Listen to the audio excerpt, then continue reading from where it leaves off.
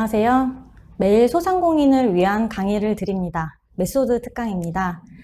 지금은 2022년 변화하는 소비자 심리 분석 첫 번째 시간 강의를 맡게 된 강규리입니다. 본 강의는 코로나 방역 수칙을 철저히 준수하면서 진행된 점 알려드립니다.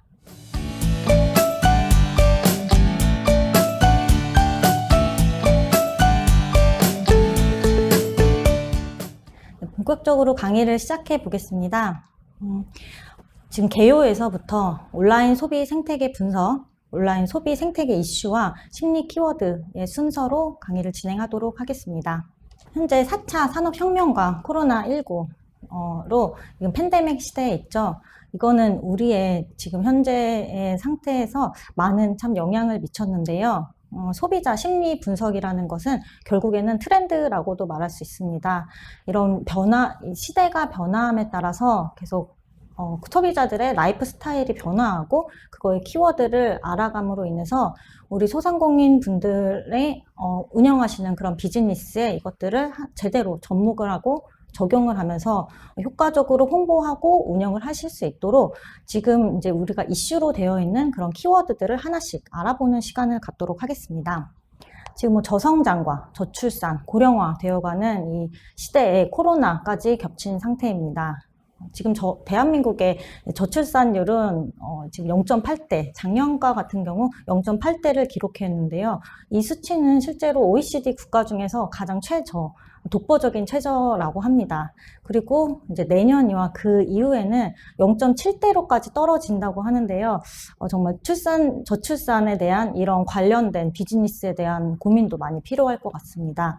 그리고 고령화에 대한 이슈도 있죠. 일본을 따라서 저희도 계속 고령화가 진행되고 있는데요. 그에 따라서 수반되어 가는 그런 비즈니스, 또 실버 산업들이 있습니다. 이런 것에도 항상 이제 좀 주의를 기울여야 할 것 같습니다. 여기에 이제 코로나가 겹치면서 비대면 시대, 결국에는 이제 디지털 전환이라고 또 얘기할 수 있을 것 같아요. 그러니까 디지털 전환으로 가는데 이 코로나로 인해서 저희는 이미 디지털 전환을 하고 있었는데 더 그 속도가 엄청나게 가속화되었다는 거예요. 그래서 저희가 원래 예상하는 것보다 5년에서 10년 정도 더 빨리 이 디지털화가 진행되고 있습니다. 그리고 우리가 어딜 가든 온도를 체크하고 그리고 이제 지금 방역 패스도 도입한다고 하는데요. 이것은 안전에 대한 키워드로 이해하실 수 있습니다. 이 안전에 관련된 것은 이 이후에 조금 더 자세하게 알아보겠습니다. 이렇게 QR코드라든지 여러 가지로 우리는 이 코로나라는 이 하나의 그 팬데믹 때문에 많은 라이프 스타일이 변하고 있는데요. 그거에 대해서 어떤 식으로 변하는지 좀 더 자세히 한번 보기로 하겠습니다. 올해 메타버스라는 단어 참 많이 들으셨죠? 이제 메타버스. 오늘 많이 이슈되었던 단어인데요. 가상세계 이런 거를 뜻하는 메타라는 단어와 현실의 공간을 얘기하는 유니버스의 합성어입니다. 메타버스를 타자, 올라타자 이러면서 많이 얘기를 하는데요. 이제 모든 가상현실에 우리의 모든 현실 세계를 가상에서 모든 생활을 한다고 이해하시면 되겠습니다. 그 메타버스라는 그 공간 안에서는 우리는 사회 활동도 하고 있고 할 수 있고 경제 활동, 문화 활동 그 모든 거를 다 이 메타버스 안에서 진행을 할 수 있습니다. 실제로 지금 여러 기관이나 기업에서 이 메타버스를 적용하려는 움직임들이 많이 있는데요. 순천향대학교나 건국대학교 이런 곳에서도 입학식이라든지 아니면 행사 같은 거를 이 메타버스 내에서 하기도 했고요. 저도 얼마 전에 다른 행사를 진행했는데요. 메타버스 내에서 행사를 진행해서 그 안에 공간을 만들어 놓고 강의라든지 오리엔테이션부터 시작해서 강의, 보고서 안내, 전시까지 다 그 공간 안에서 했습니다. 이거는 지금 우리가 비대면으로밖에 만날 수 없는 시대에 이제 필수적인 그런 이제 흐름이 아닌가 싶습니다. 근데 이런 메타버스가 그러면 우리 소상공인들한테 어떻게 직접적으로 연관이 있을까? 그러니까 지금 당장에는 약간 멀게만 느껴지실 것 같아요. 그런데 우선은 대기업 같은 경우에는 우선 메타버스라는 플랫폼을 통하여서 본인의 브랜딩을 알리는 그런 전시를 한다던가 아니면 구찌 같은 경우가 가장 지금 잘 하고 있는 사례로 꼽히죠. 뭐 구찌의 매장을 그 메타버스 안에 옮겨 놓아서 거기에서 뭐 착장이라든지 상품을 볼 수 있게 한다던가, 또 엔터테인먼트 뭐 YG라든지 SM 이런 곳에서도 그런 뭐 블랙핑크의 콘서트라든지 그런 사인회라든지 우리가 쉽게 현실 세계에서 접할 수 없는 것들을 이 메타버스 안에서는 우리가 접할 수 있는 것입니다. 그래서 이곳의 장점은 우리가 지금 당장에는 이제 가까이 느껴지지 않더라도 평소 저희가 접할 수 없는 곳들, 자주 갈 수 없었던 그런 명품 샵이라든지 뭐 전시관이라든지 그런 자주 볼 수 없었던 연예인이라든지 그런 것들의 진입 장벽을 낮춰주는 하나의 플랫폼이다, 이렇게 생각을 하시고, 이것을 저희한테 직접적으로 조금 연관을 시킨다고 하면 여기 내에서는 그 자체적인 코인이 있는데요. 그 코인으로 그 메타버스 환경에서 산 것을 현실 세계에서 실제로 받아볼 수 있는 그런 서비스도 지금 진행이 되려고 합니다. 뭐 안에서 편의점에서 구매를 한 거를 현실 세계에서 편의점에서 이제 받아볼 수 있다던가. 그러면 또 생각을 하시겠죠. 왜 우리는 이미 온라인 쇼핑을 하고 그리고 또 오프라인에서 구매를 하는데 이 새로운 여기에서까지 왜 해야 되냐? 하나의 그런 유통 채널이 늘어났다고 생각하시면 되겠습니다. 지금 당장은 우리에게 직접적으로 영향을 미치지 않지만 이러한 흐름을 알고서는 계속 인지를 하고 계셔야 할 것 같습니다. 그리고 이거는 요즘에 OTT 또 오버 더 탑이라고 해서 뭐 넷플릭스라든지 뭐 왓챠, 국내 뭐 웨이브라든지 그리고 쿠팡 플레이 이런 이제 컨텐츠를 소비하게 하는 이런 플랫폼을 OTT라고 하죠. 지금 OTT에 대한 이슈도 되게 엄청난데요. 지금 한창 인기를 끌고 있는 국민 가수의 경우에는 항상 그 방송이 끝나고 나면 쿠팡 플레이에서 보라고 얘기를 합니다. 그리고 그 각자의 그 플랫폼 OTT에서 뭐 넷플릭스에서 오징어 게임이 유행을 했었던 것처럼 그 특정한 콘텐츠를 소비하기 위해서 그 OTT의 구독 모델을 저희가 구독을 하기도 하죠. 저 같은 경우에도 지금 넷플릭스랑 웨이브 두 개의 그런 OTT의 구독으로 매월 구독을 하고 있는데요. 이러한 산업에서 우리가 집중하셔야 할 것은 그러니까 집에서의 생활이 늘어났다는 겁니다. 저희가 원래는 영화가 나오면 영화관에서 보던 이러한 문화가 지금은 뭐 오징어 게임이나 뭐 그런 지옥이 나왔으면 집에서 정주행하는 새로운 문화가 생겼습니다. 집에 있는 시간이 우선 많아졌고요. 그리고 정주행을 하기 때문에 긴 시간 동안에 그 집에서 있게 되는데요. 이러면서 연관된 또 산업들이 계속 연계되어서 확장이 됩니다. 이런 홈에서의 키워드는 되게 중요한 키워드이기 때문에 이따가 좀 뒤에서 자세히 다뤄보도록 하겠습니다. CES라고 해서 세계 전자제품 박람회라고 이해하시면 되는데요. 미국에서 진행이 되고요. 이 CES에서 나왔던 그런 영상이고요. 지금 이제 국내 뷰티 스타트업 룰루랩의 영상입니다. 여기는 이 미러에 저희가 얼굴을 갖다 대면 우리의 피부 상태를 파악을 해서 그런 우리한테 맞는 그런 뭐 화장품을 큐레이션을 해준다던가, 요즘에는 재밌는 게 이제 탈모를 예상하는 그런 서비스도 있다고 해요. 나의 머리의 체형을 분석을 해서 이거에서 좀 주목해야 될 것은 개인화가 됐다는 것입니다. 우리 개개인의 피부와 그런 것들을 이런 AI, 인공지능을 이제 활용해가지고 우리 개인 한 명 한 명에게 맞춰준다는 거예요. 이거는 나노 사회로도 연관이 되는데요. 나노 사회라는 거는 우리가 그 집단, 커다란 그룹 안에서 집단이 아니라 하나하나 개개인이 쪼개져 있어요. 그래서 옛날에는 그렇게 존중받지 못했던 개인의 개성이 이제는 존중받아지는 그런 시대입니다. 이 나노 사회에서 파생되는 그런 연관된 산업들도 많습니다. 이 이후에 계속 또 연관드려서 말씀드리겠습니다. 네, 이 영상은 지금 뭐 감성적인 그런 감정을 가지고 있는 그런 로봇에 대한 그런 표현이고요. 이것도 이제 CES 2021년도에 나왔던 영상입니다.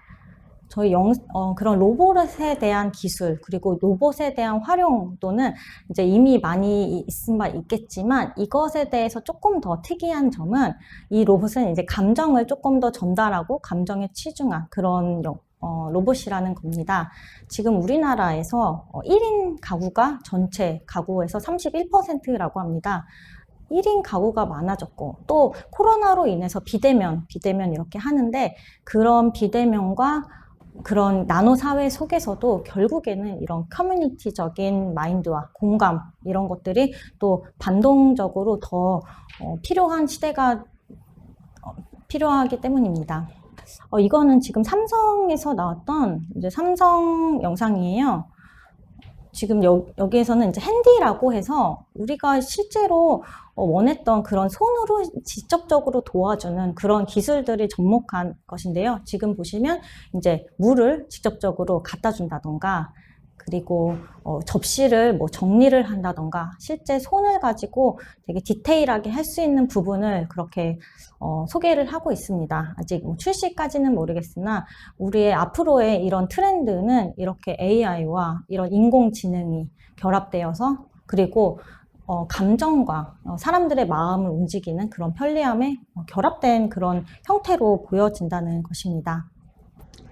아시아 태평양 지역, 아태 지역에서 집안에서의 소비가 지금 계속 늘어나고 있습니다. 이 집안에서의 소비가 이 코로나로 인해서 더욱더 확산되고 이런 시장이 더욱더 확산되고 있는데요. 원래 이제 아시아 저희 나라만 하더라도 국토가 좁지 않습니까? 그래서 저희 집안은 아파트 중심의 생활이고 집안 면적이 좁기 때문에 저희 이 동네에 저는 이제 카페가 많이 생겨났다는 거는 결국에는 이 집안의 사람들을 들어오지 못하고 얘기할 곳이 없어서 주변에 그렇게 카페가 많이 생겨나고 이런 게 하나의 저희의 문화였는데요. 그런데 이렇게 코로나로 인해서 비대면 시대가 되고 이 집에 있는 시간이 늘어나게 되면서 집에서의 생활 또 그 관련된 산업들이 엄청나게 빠르게 증가를 하고 있습니다. 이것도 이따가 조금 더 자세하게 한번 보도록 하겠습니다. 자, 비대면 임팩트 유통인데요. 자, 보통 우리 소상공인 분들은 그냥 그 전에는 오프라인에 매장만 개설을 하고 손님을 기다리거나 오프라인 전단지와 같은 이런 방법으로 진행을 했다면 지금과 같은 경우에는 그 대형 플랫폼을 거치지 않고서는 거의 뭐 운영하기가 쉽지 않습니다. 뭐 쿠팡이츠라든지 아니면 뭐 배민이라든지 이런 것들은 당연히 이 플랫폼을 거쳐서 저희가 운영을 해야 되는 방식으로 바뀌게 되었는데요. 이 가운데 뭐 명과 암이 존재를 합니다. 뭐 수수료도 내야 되고 여러 가지 불편한 점과 리뷰를 관리해야 되는 것도 있고요. 하지만 우리가 이것들을 잘 이용을 하고 활용을 한다면 오히려 우리 소상공인이나 개개인이 할 수 없는 그런 영역들을 저희가 효과적으로 홍보를 할 수 있는 부분도 있습니다.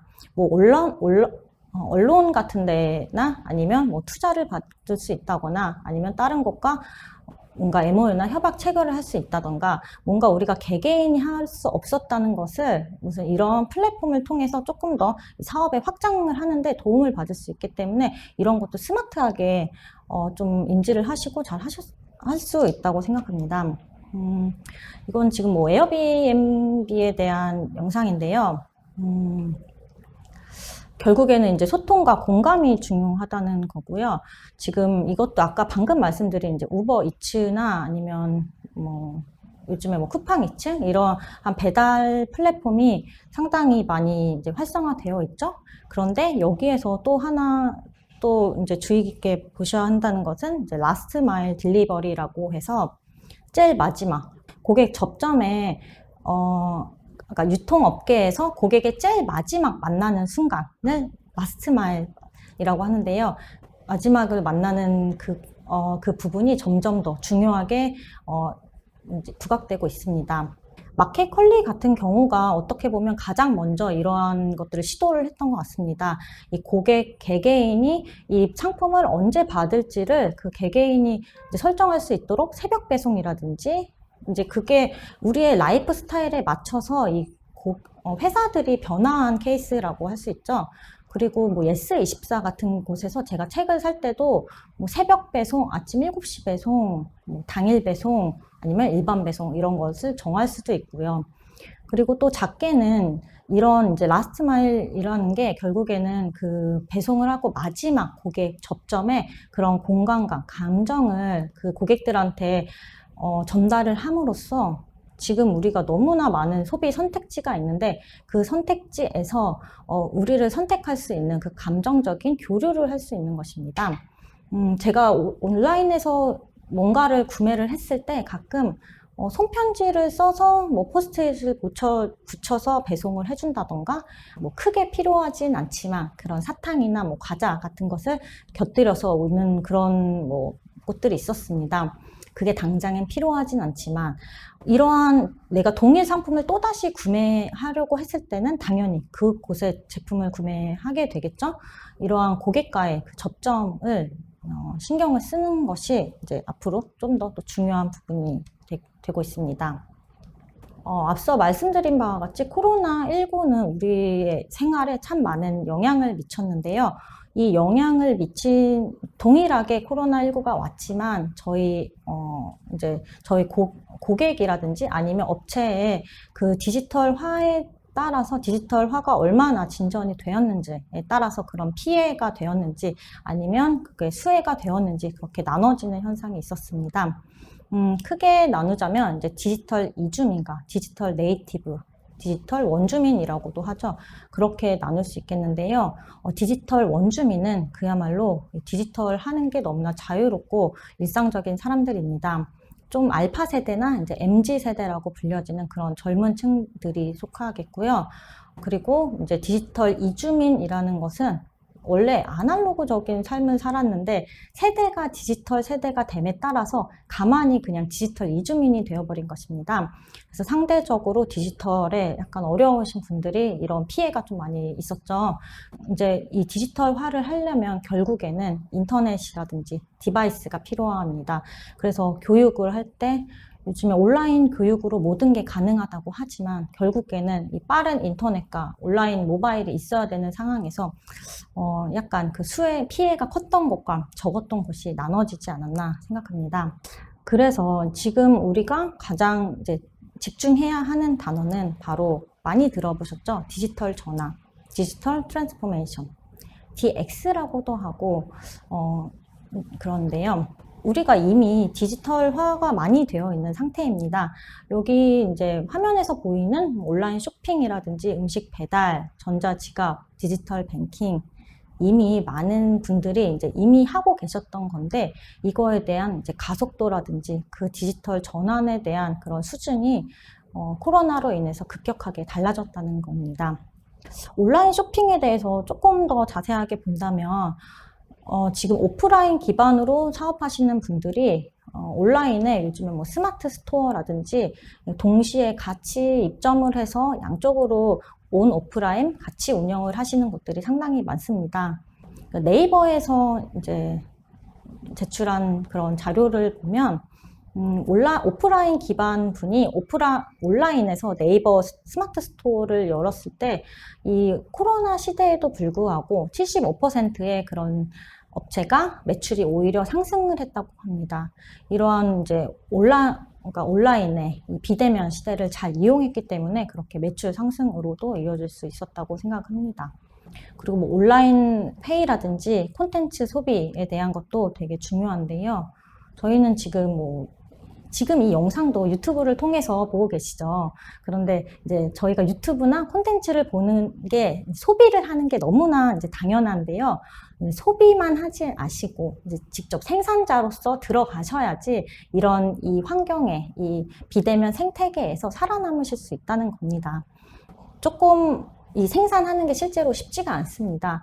그래서 쉽게는 글로 하는 블로그라든지 사진 중심의 인스타그램이라든지 영상 중심의 유튜브라든지 제 생각에는 어떤 거라도 좋습니다. 무조건 우선은 시작을 하시고 나의 이제 이 디지털 생태계에서 살아남을 수 있도록 지금 이 모든 상황에 맞는 이 디지털 전환을 하나라도 무조건 내 상황에 적용할 수 있는 것이 어떤 게 있을까, 그거를 좀 아직 만약에 하지 않으신 분들이 있으면 좀 진지하게 고민을 해보셔야 될 것 같습니다.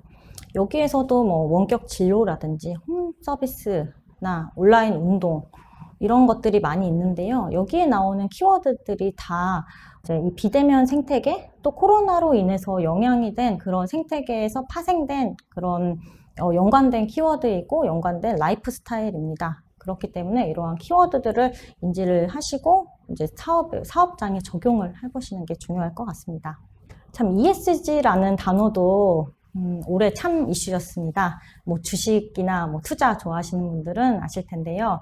비재무적인 이제 요소라고 하죠. environmental 아니면 environment 환경적인 부분이고요.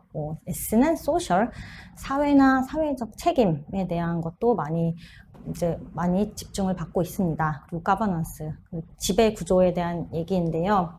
지금 전 세계적으로 ESG를 하지 않는 기업들은 이제 도태되고 투자를 받지 못하고 그렇게 장기적으로는 이제 뒤처질 수밖에 없는 상황이 있습니다.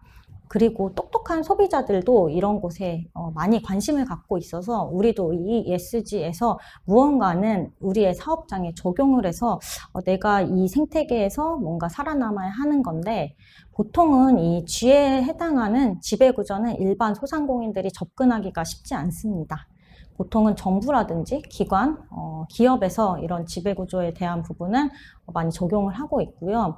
이제 environment 환경에 대한 부분이나 사회적인 책임에 대한 부분들을 소소하게 아주 작은 것이라도 조금 이제 우리가 적용해 볼 수 있지 않을까 생각을 해요. 요즘에 환경에 대한 부분은 너무나 이슈가 되어서 이제 뭐 플라스틱을 쓰지 않는다던가 텀블러를 쓴다던가 패키징을 사용하지 않는다던가 이런 이제 환경에 대한 부분은 워낙 이제 많이 신경을 쓰고 계신데 이게 진짜로 진짜 환경을 내가 빨대 하나 안 쓰는 게 사업장 주분들 입장에서는 이게 환경에 영향을 미치는 부분도 있겠지만 저희는 우선은 사업을 운영하는 입장이기 때문에 그 브랜딩이나 이미지에 대한 부분이 저는 더 중요하다고 생각합니다. 이 업장에서 작지만 소소하게나마 뭔가를 이거를 실행하고 있다는 그런 깨어있고 이 시대적인 흐름을 간파하고 있다는 그러한 이미지를 고객들에게 알려주기 위고 이미지를 전달하기 위해서는 이게 당장에 크지 않고 의미가 없어 보이는 일일지라도 우선은 여기에 이 실행을 하셔서 여기 올라타서 그것들을 하나씩 실행을 하다 보면 그 맥락을 통해서 여기 운영하시는 분이 여기에 관심이 있구나, 개념이 있으시고 멋있으시고 내가 여기 동참하고 싶고 이러한 고객 충성도도 같이 올라간다고 생각합니다. 그러니까 그러한 관점에서 우리가 더더욱 우리가 신경을 써야겠다 이렇게 생각하시면 되겠습니다. 소셜미디어는 좀 전에 말씀드렸지만 우리가 영업을 하고 뭐 온라인상의 마켓을 개설하고 무언가를 했는데 그것을 이제 고객들이 알아줘야지 유입을 하고 우리가 판매를 하고 그럴 수 있습니다. 그런데 그런 홍보가 결국에는 다 마케팅 비용입니다. 기업에서 보통 이제 10% 정도 이상은 마케팅 비용으로 이제 매출에서 지출을 할 정도로 이제 마케팅 비용은 상당히 큰 지출 비용을 차지를 하는 부분인데요. 저희 같은 경우에는 그렇게 비용을 많이 쓸 수가 없지 않습니까? 그렇기 때문에 저희가 소소하게 계속 꾸준하게 우리 스스로 할 수 있는 그런 홍보 활동 그리고 소통 채널이 바로 소셜미디어죠. 요즘에는 뭐 네이버에서 우선은 스마트 스토어라든지 뭔가에 검색이 되도록 되어 있으면 거기에서 연관돼서 우리가 그 내용을 콘텐츠를 인지시킬 수 있는 내용들을 올린다던가 아니면 가장 쉽게 솔직히 접근할 수 있는 것은 인스타그램입니다. 사진 기반이기 때문에 어렵지 않고 많은 분들이 하실 수 있습니다. 이미 인스타그램을 어떻게 잘 할 수 있는가에 대한 영상은 너무 많은 영상이 있으니까 혹시나 이제 시작하지 않으셨던 분들은 지금이라도 늦지 않았으니까 한번 시작을 해보시고 본인의 사업장에서 이거를 적용을 해보셨으면 좋겠습니다. 그 이유는 저도 그렇고 젊은 사람들은 이제 맛집을 어디서 검색하나요? 네이버에서 뭐 맛집, 어디 맛집 검색하기도 하지만 인스타그램이나 뭐 이런 곳에서 맛집을 태그를 걸어서 검색을 하고 이미지를 보기도 하고, 그리고 뭐 예약이라든지 뭐 구매, 공동 뭐 공구라든지 결제까지도 모든 게 다 이 소셜 미디어 안에서 진행이 되기 때문에 하지 않는다는 것은 이제 장기적으로는 이제 도태될 수밖에 없습니다. 그리고 나의 고객의 또 중요한 것은 나의 고객의 범위를 엄청나게 확장시킨다는 것에 있습니다. 그냥 지역, 로컬에서만 그런 비즈니스를 영위하게 된다면 그 지역, 상권 밖에는 안 되겠지만 온라인상에서 비즈니스를 하게 되고 홍보를 하게 되고 의사소통을 하게 된다면 택배 등 이렇게 우리 전국 단위의 그런 고객들을 확보할 수 있기 때문에 이거는 돈을 안 들이고 가장 쉽게 할 수 있는 그런 활동이다. 그러니까 한 번씩 꼭 시도를 해보셔야 될 것 같습니다. 이런 소셜 미디어를 할 수 있는 게 이렇게 이제 사업과 그런 고객의 그런 디지털 상태를 낮고 높음으로 해서 약간 정리한 이런 표가 있습니다. 이것은 이제 필립 코틀러가 이제 2021년에 출간한 마케팅 5.0이라는 책에서 이제 출처한 것인데요. 먼저 이제 오너드와 같은 경우에는 기업의 디지털 준비 상태는 높으나 고객의 디지털 준비 상태가 낮은 상태입니다. 먼저 나이키와 같은 예를 들어보자면 나이키 회사는 대기업이라서 뭐 당연히 디지털화 할 수 있는 그런 역량이 충분하겠죠? 하지만 고객들은 현장에 가서 신발을 신어봅니다.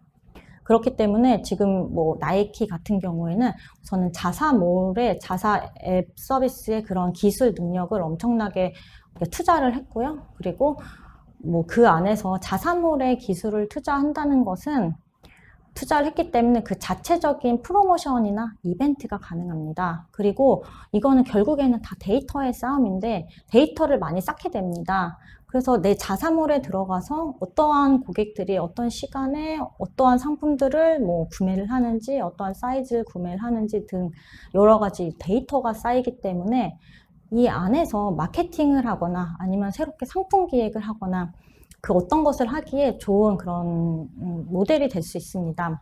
그리고 고객과 기업의 디지털 준비 상태가 둘 다 낮은 이제 오리진의 영역이 있는데요. 이 영역은 이제 접객하고, 그러니까 여행을 한다던가 아니면 숙박 산업이라든지 이런 부분이 있습니다. 뭐 힐튼 그런 이제 호텔의 경우에는 여기도 마찬가지로 자사의 그런 앱 서비스라든지 홈페이지에 많은 투자를 하였습니다. 그래서 앱으로 결제를 하고 이제 예약을 할 수 있도록 그 편리함을 갖췄고요. 그리고 보통 저희가 체크인을 할 때 직접 가서 대면으로 하지 않습니까? 그 대면을 하는 그 단계를 줄여서 이 이제 앱을 통해서는 뭐 바로 체크인을 해서 객실로 들어갈 수 있도록 한다던가 이러한 뭐 디지털 전환에 대해서 여러 가지로 많이 신경을 쓰고 있습니다. 그리고 오가닉의 경우에는 이제 고객의 디지털 준비 상태는 높으나 기업이 낮은 경우인데요. 우리가 자동차를 살 때 이제 뭐 여러 가지 알아보지만 결국에는 그 자동차 딜러분들한테 구매를 하게 됩니다. 아직은 자동차를 구매하는 것이 온라인으로 이제 잘 활성화가 되어 있지 않은 상태입니다. 그래서 벤츠 같은 경우에는 이 온라인으로 구매를 할 수 있도록 뭐 그런 서비스를 준비 중이라고 하고요. 그리고 24시간 소통이 가능하도록 그런 뭐 자사 홈페이지나 이런 것들을 많이 개척을 한 상태입니다. 이러한 기업들은 결국에는 디지털 전환을 기업과 고객 모두가 디지털화가 되는 그 옴니의 영역으로 가려고 하는 건데요. 옴니의 영역에서는 이제 저희가 금융이라든지 뭐 하이테크 이런 부분이 속할 수 있습니다. 가장 뭐 아마존의 경우를 든다면 아마존은 지금 뭐 전 세계를 지배하는 그런 유통 플랫폼이죠. 여기는 그런 구매에서부터 특히 물류도 다 디지털화가 되어 있고요. 전반적으로 다 디지털이 잘 되어 있는 기업으로 손꼽히는데요. 여기에서는 멤버십도 이제 구독으로 멤버십을 하는데 연간 멤버십이 $119인데도 불구하고 전국 미국의 3분의 1 정도가 이 아마존 멤버십에 가입되어 있다고 합니다. 그만큼 이 디지털로 전환한 기업들의 이런 혜택이라든지 이런 편리함은 우리 고객이 그냥 지나쳐 버리기가 어려운 것입니다. 이제 고객이나 기업의 디지털 역량이 낮은 부분은 이 디지털 역량을 강화하기 위해서 더욱 앞으로 나가야 되는 거고요. 그리고 이제 고객의 디지털 준비가 낮은 부분은 이 기업의 디지털화를 높이고 또 이 고객들이 다 더 디지털에 가깝게 할 수 있도록 그런 캠페인이라든지 아니면 자사의 기술로 그쪽으로 끌어들여서 결국에는 옴니 쪽으로 인도를 해야 되는 부분이 있습니다. 디지털 역량 강화를 위해서는 결국에는 계속 말씀드렸다시피 이제 디지털 전환, 차세대 기술을 이제 받아들여야 되는 겁니다. 이러한 것들은 지금 당장에 조금 부담스럽고 그러실 수 있겠지만 이 대세의 흐름을 우선은 바꿀 수가 없죠. 우리가 온라인이나 디지털로 전환하는 이 대세의 흐름을 바꿀 수가 없기 때문에 그리고 이 속도가 코로나19로 인해서 더욱더 빨리 진행되었기 때문에 이 흐름을 결국에는 좀 같이 타셔야 될 것 같고요. 새로운 경험을 소개한다는 것은 우리가 갈수록 기술이 고도화되면 될수록 뭔가 반동적으로 이 휴머니티에 대한 관심이 더욱더 그런 필요나 니즈가 더욱더 이제 증가가 됩니다. 그러니까 그러한 부분은 이 다음 시간에 좀 더 자세히 알아보도록 하겠습니다. 전반적인 이런 이제 말씀은 끝났고요. 좀 Q&A 시간을 통해서 지금 제가 아까 말씀드린 이런 강의를 좀 정리를 하는 시간을 가졌으면 좋겠습니다. 먼저 소상공인과 고객의 디지털 준비 상태를 모두 평가해 보세요. 당신의 조직은 디지털로 전환할 준비가 얼마나 되어 있는가요? 먼저 이제 말씀드렸다시피 디지털 전환, 이 가장 2022년도에 가장 우선적으로 먼저 해야 되는 그런 부분은 먼저 디지털 전환이라는 겁니다. 그 개인의 그 상점이나 그런 곳들이 온라인에 검색이 되도록 해야 되는 건데요. 그러니까 우선 온라인 네이버나 포털 사이트에 그런 영업점이 검색이 되었을 때 내 사업장이나 주소라든지 사진, 영업시간 그런 모든 것들이 잘 되어 있는지 한 번씩 점검해 보셨으면 좋겠습니다. 다들 당연히 요즘에는 일반적이기 때문에 다 하고 계시겠지만 리뷰 관리라든지 별표 관리라든지 다 하고 계시겠지만 그거에 대해서 점검을 해 보시고 특히 저는 그 지도 맵을 좀 잘 보셨으면 좋겠습니다. 저희 지금 한 4개 정도의 지도가 있어요. 티맵, 카카오맵, 네이버맵, 구글맵 이 4개 지도에 모두 나의 사업장이 바로 검색이 되는지 그리고 그 안에서 그 리뷰라든지 그 안에 사진이라든지 그런 정보가 잘 전달이 되어 있는지 많은 사람들이 그런 통로를 통해서 결국에는 유입이 되기 때문에 그리고 말씀드렸던 것과 같이 이런 온라인 상에서 나의 영업점을 세우는 것이 전국적으로 나의 고객을 확대하는 부분이 있기 때문에 이런 지도 같은 부분까지도 잘 신경을 쓰셔야 할 것 같습니다. 소상공인의 디지털 준비 상태를 개선하고 디지털로 전환할 계획을 세워보세요. 이제 같은 말씀이긴 한데요. 아까 전에는 이제 가장 기본적인 건 바로 온라인에 그러니까 검색이 되도록 하는 것입니다.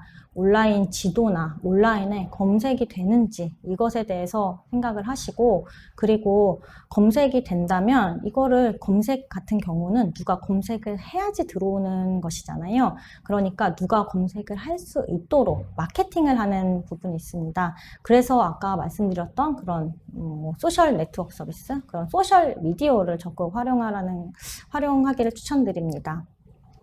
요즘에는 개인 작고 큰 그런 모든 사업장에서 우선은 이제 인스타그램으로 많이를 진행을 하시죠. 말씀드렸던 것과 같이 가장 진행하기에 편리한 그런 플랫폼이 아닌가 싶습니다.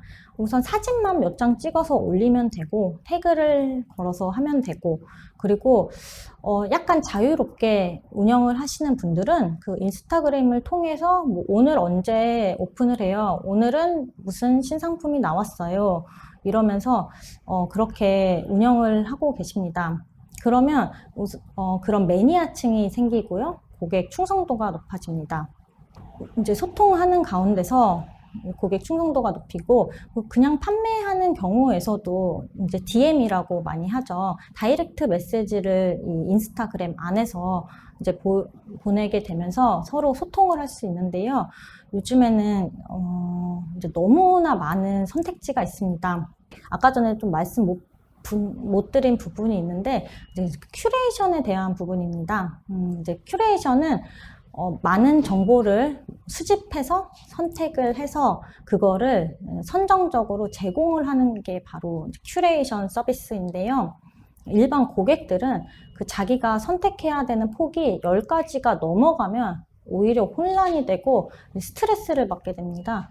그러니까 그 10가지가 넘어가는 그러한 이제 뭐 메뉴라든지 아니면 하나의 카테고리 내에서 너무나 많은 선택지가 있으면 그건 오히려 피로감을 주게 됩니다. 그래서 이 큐레이션이라는 게 참 중요한 상태인데요.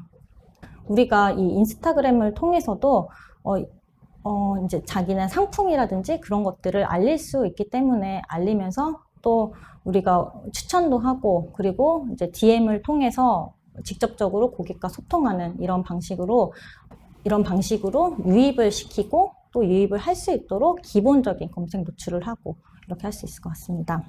우선은 디지털 전환, 말씀드렸다시피 2021년도에 가장 이슈가 되었던 단어인데요. 이것은 이미 이제 대세의 흐름이기 때문에 우리가 계속 디지털에 이제 이주민으로만 살 수는 없습니다. 그 원주민까지는 아니더라도 그 디지털 세대에 결국에는 탑승을 해야 되는 부분이 있습니다. 지금 뭐 여기 유튜브를 보시고 온라인 강의를 들으시는 분들은 이미 다 너무 잘하고 계시겠지만, 이 안에서 더 많은 계속 기술들과 그런 이제 키워드, 트렌드들이 계속 나올 텐데요.